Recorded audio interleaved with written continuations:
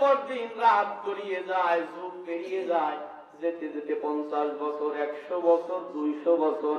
আল্লাহ পাক বলেন আমি ওদেরকে ঘুমায়া রাখলাম 309 বছর।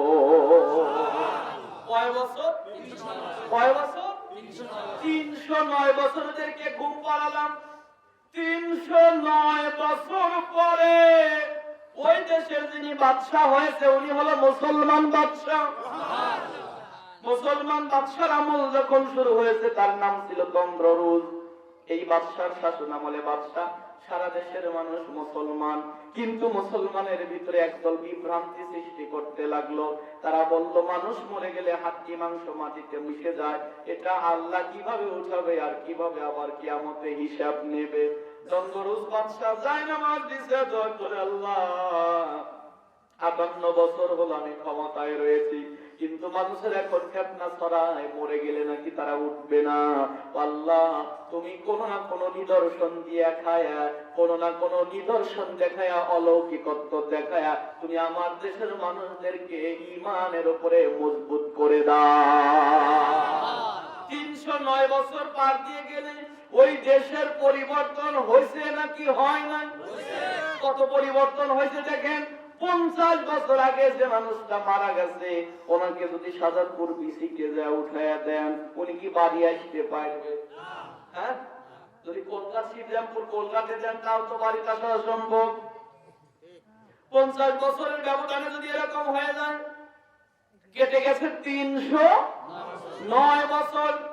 দেশ পরিবর্তন হয়েছে, জায়গার নাম পরিবর্তন হয়েছে, কত বাদশা এলো, কত বাদশা গেল। 309 বছর পরে মুসলমান বাদশা যখন দেশ চালায়, ওই দেশে পাহাড়িয়া অঞ্চলে একটা লোক ছাগল রাখতেছে, আউলিয়াস তার নাম। লোকটা ছাগল রাখা চিন্তা করে এত বড় গুহা, অথচ গুহার সামনে এত বড় প্রলেপ দেওয়া কেন, এত বড় এরকম দেওয়াল দেওয়া কেন? মানে ইতিহাস মুছে গেছে, মানুষেরা আর জানতেও পারে না। এই আউলিয়াস নামক লোকটা একটা কামলা কিনলো, বললো ভাই শোনো এই দেওয়ালটা একটু ভাঙ্গিয়া গুহার মুখটা বের করে দিবা, বৃষ্টি যখন নামে ছাগলগুলো নিয়ে যেন গুহার ভিতরে একটু আশ্রয় নেওয়া যায়। এই লোকটা কামলাটা সারাদিন খটখট খটখট করে যখন দেওয়াল ভাঙতেছে, এই খটখট খটখট আওয়াজে আল্লাহ পাক বলেন 309 বছর পরে আমি ওদের ঘুম ভেঙে দিলাম।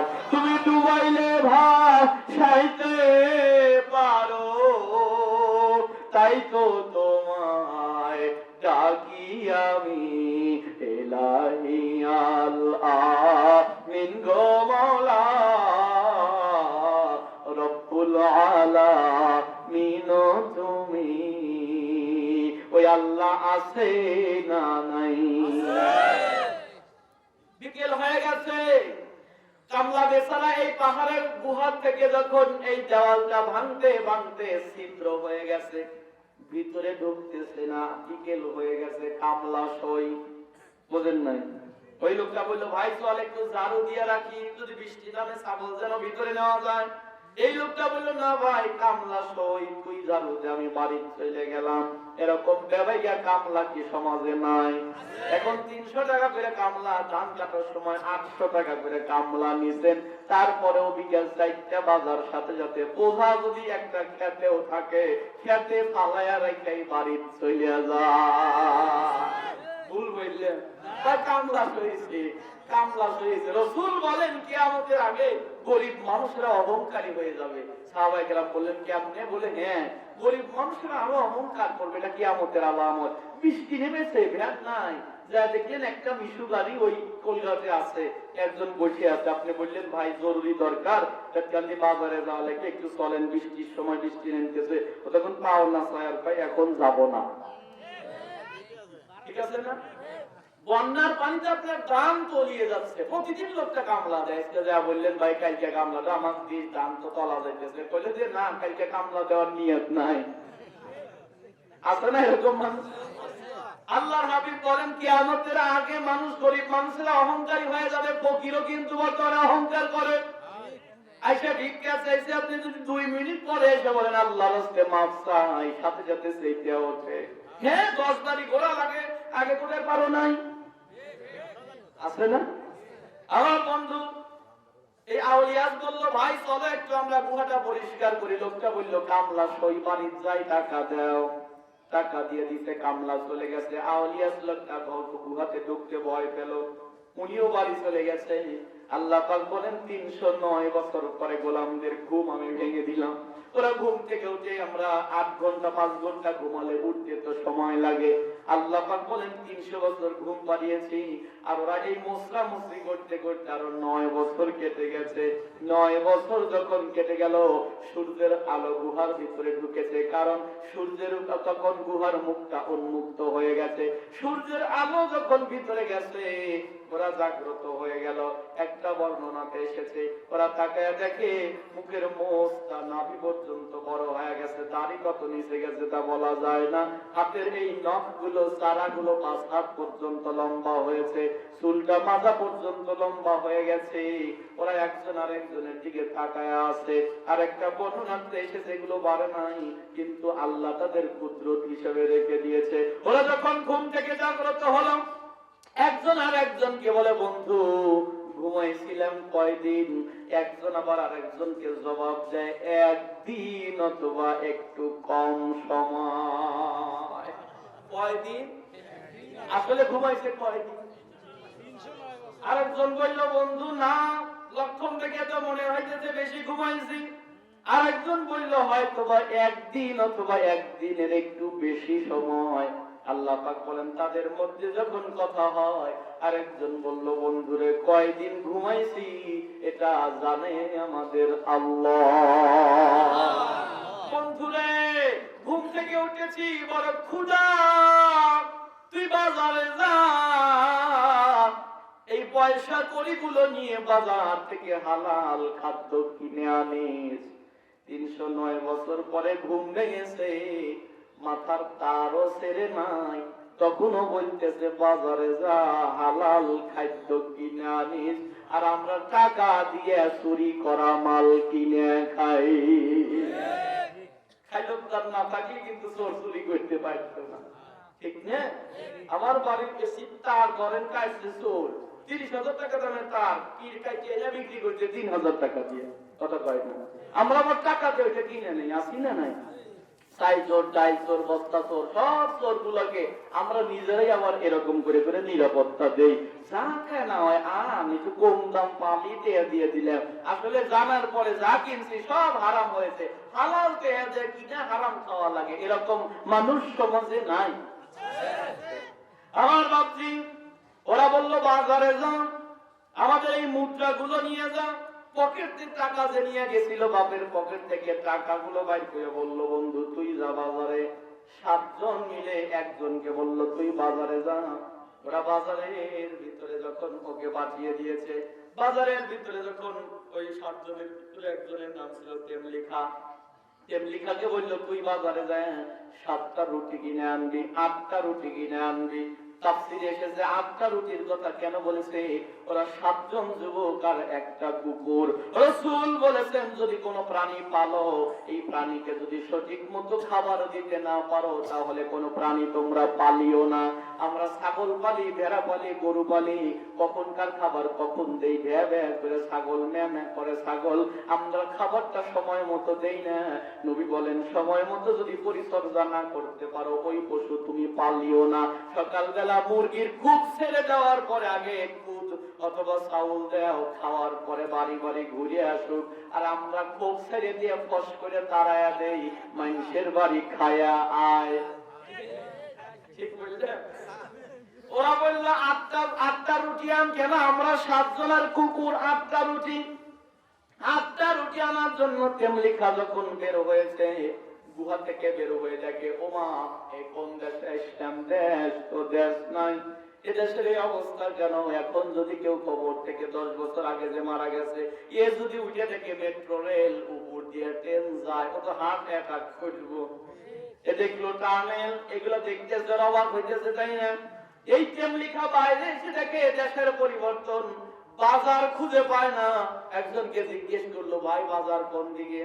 দেখায় দিল বাজারের ভিতরে ঢোকার সময় দেখে বাজারের মোড়ে মোড়ে মুসলমানদের লাশ ঝুলানো থাকতো, কিন্তু মুসলমানের কোনো পচা লাশ কোথাও ঝুলানো নাই। আর মোড়ে মোড়ে মূর্তি ছিল, মূর্তি গুলাও নাই। তেমনি অবাক হয়ে বাজারের ভিতরে গেল, দুপুর বেলা হয়ে গেছে, অধিকাংশ দোকান বন্ধ হয়েছে, কয়েকটা দোকান খোলা আছে। এক দোকানে যা বলল, ভাই এই মুদ্রাটা নেও আর আমাকে তুমি 8টা রুটি দাও। লোকটা দেখার সাথে সাথে দোকান রেখে যাইয়া দৌড়।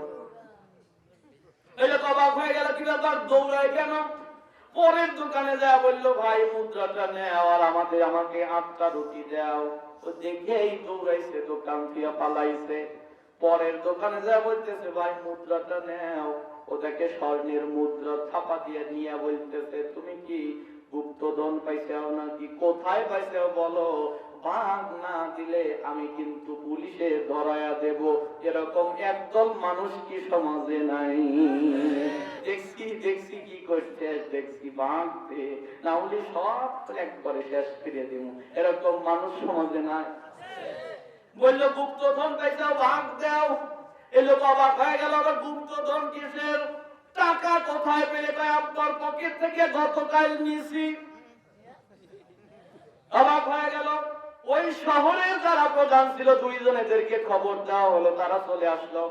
এসে যখন একে আটক করেছে, সাথে সাথে লোকটা, যুবকটা প্রেম লিখার সাথে সাথে কালেমা পড়া শুরু করে দিয়েছে। ঈসা নবীর উম্মত ছিল তারা। বারবার যখন কালেমা পড়তেছে, মানে ভয় পেয়ে কালেমা পড়তেছে, মনে করেছে জালেম বাদশার লোক আমাদেরকে ধরে ফেলেছে। এই যুবককে যখন গ্রেফতার করে ওই দেশের বাদশা তন্দ্ররুস বাদশার কাছে নিয়ে যাওয়া হলো, বাদশার নামদারকে দেখার পরে যুবক আরো জোরে জোরে কালেমা পড়ে, কারণ মনে করেছে এটা এই জীবনের শেষ দেখা, শেষ বিদায় হয়ে গেল, কল্লা নামিয়ে ফেলবে। পুলিশ একটা পাশ থেকে টোকা দিয়ে বলে, বন্ধু রে, তুমি বারবার কালেমা পড়তেছো, ভাই তোমার ভয় পেও না, তুমিও যে কালেমাওয়ালা, তোমার বাদশাও সেই কালেমাওয়ালা। একজন কালেমাওয়ালা কখনো আর একজন কালেমাওয়ালাকে হত্যা করতে পারে না। কত মূল্যবান কথা দেখেন। একজন কালেমাওয়ালা লোক কখনো আর একজন কালেমাওয়ালা লোককে হত্যা করতে পারে না। এটা হলো ইসলামের শিক্ষা। আমার ইসলাম বলে নাই কখনো কারো মাথায় বাড়ি দিয়ে ফাটিয়ে দাও। আমার ইসলাম বলে নাই কখনো মানুষ হত্যা করো বিনা প্রয়োজনে। আমার ইসলাম বলে নাই কাউকে যা আঘাত করো। আমার ইসলাম বলেছে সর্বোচ্চ ধৈর্য ধরো, প্রতিহত করো। যখন দেখবা তুমি পারবা না, তবে যেমন মুগু, যেমন কুকুর তেমন মুগুর সময় মতো দিয়ে দিও। ইসলাম পায়ে পাড়াতে ঝগড়া করা শিক্ষা দেয়। পুলিশটা ডেকে বলল, বন্ধু ভয় পাও কিসের? তুমিও যে কালেমাওয়ালা বাদশাহ, এই কালেমাওয়ালা। তেমনি অবাক হয়ে গেল, তন্দ্ররুস বাদশার সামনে দাঁড়িয়ে গেল। তন্দ্ররুস বাদশাহ দেখে বলে, যুবক বাসা কোথায় তোমার? গ্রামের নাম যখন বলেছে বাদশাহ চিনতে পারে না, কারণ 309 বছরে গ্রামের নামটাও চেঞ্জ হয়ে গেছে। যুবকের নাম কি তোমার? নাম বললো তাও চিনতে পারে না। বাসা কোথায়? বাবার নাম দাদার নাম চিনতে পারে না। যুবককে কোথায় থেকে এসেছো? যুবক থেকে বলে, বাদশাহ নামদার বলতে পারি, শর্ত একটা, বলেন আপনি আমাকে মারবেন না। বাদশাহ নামদার বলে, কেন তোমাকে মারবো?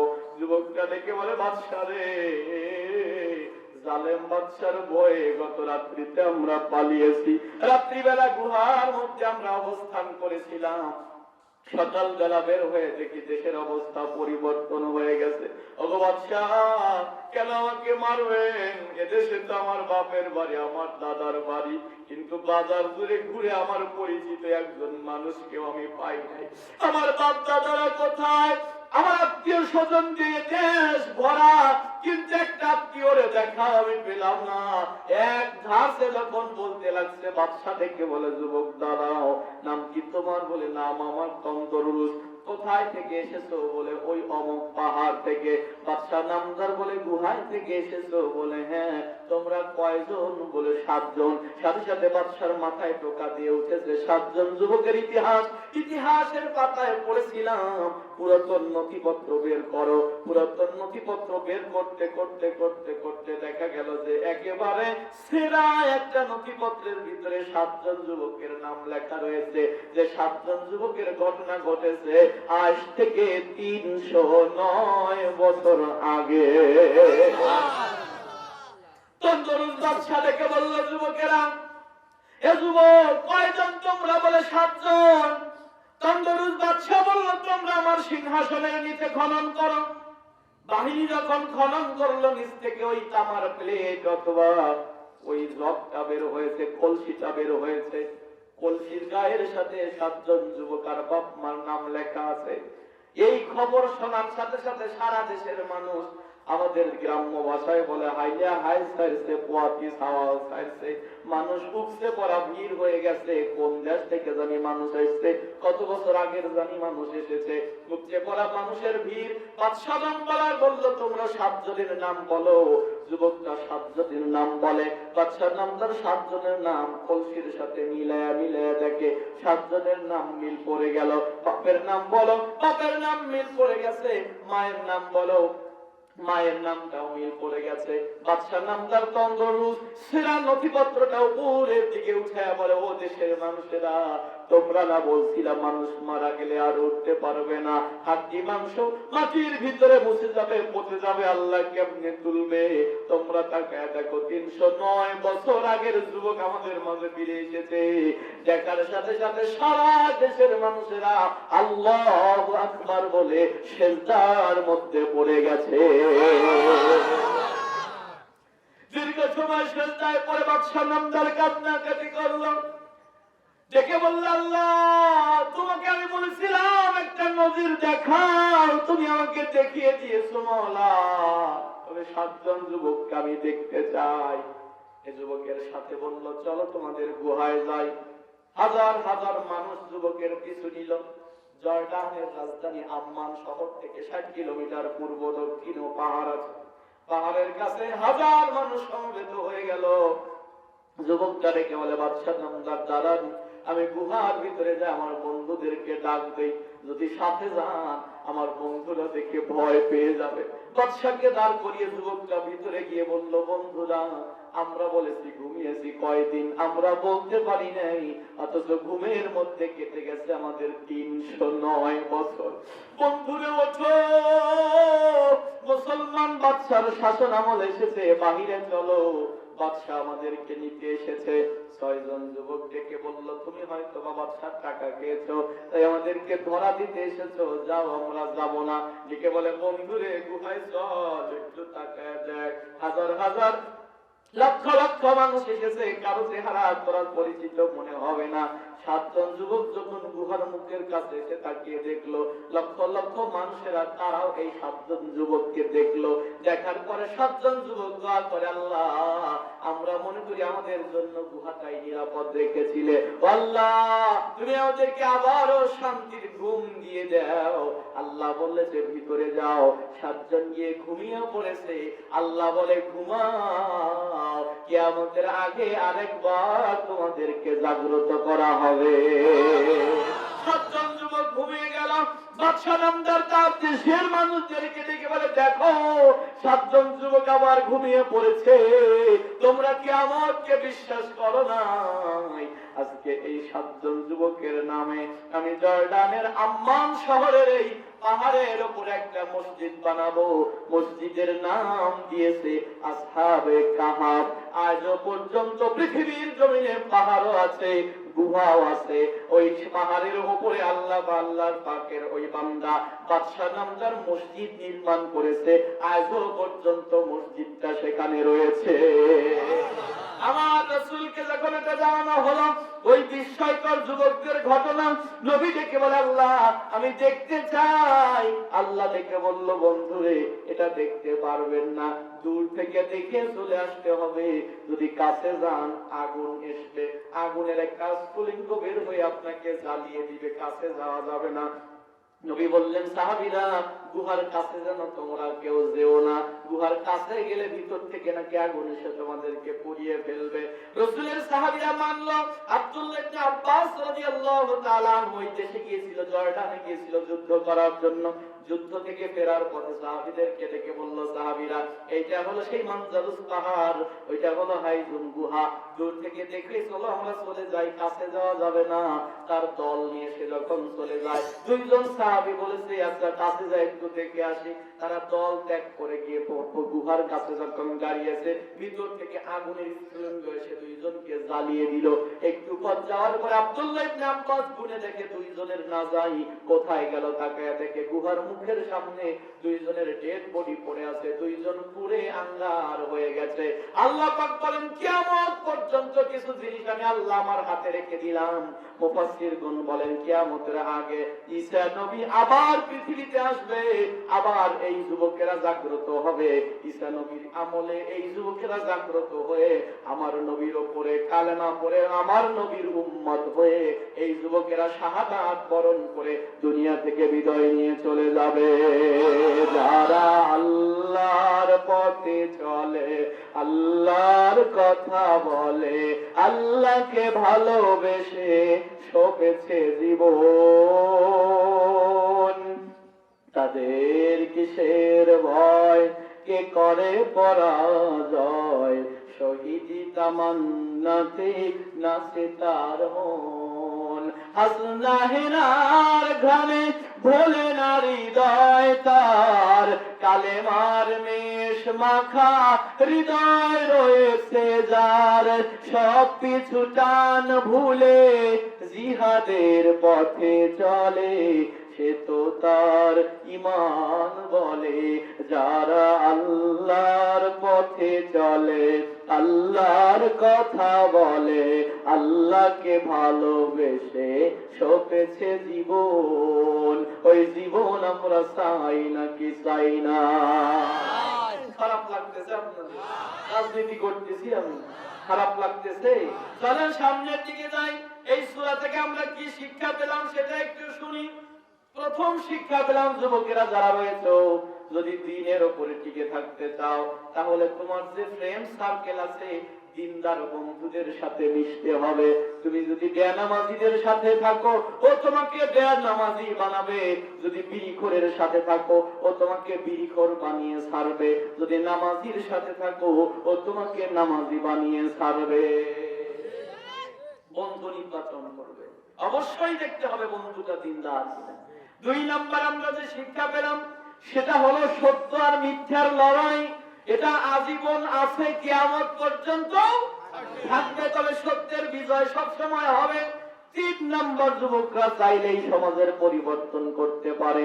আল্লাহ যুবকদের দোয়া এমন ভাবে কবুল করেছে, যুবকদেরকে এমন সময় বের করেছে যেই সময় ইসলামী শাসনতন্ত্র, ইসলামী রাজতন্ত্র, ইসলাম দিয়ে যেই সময় দেশ চলতেছে।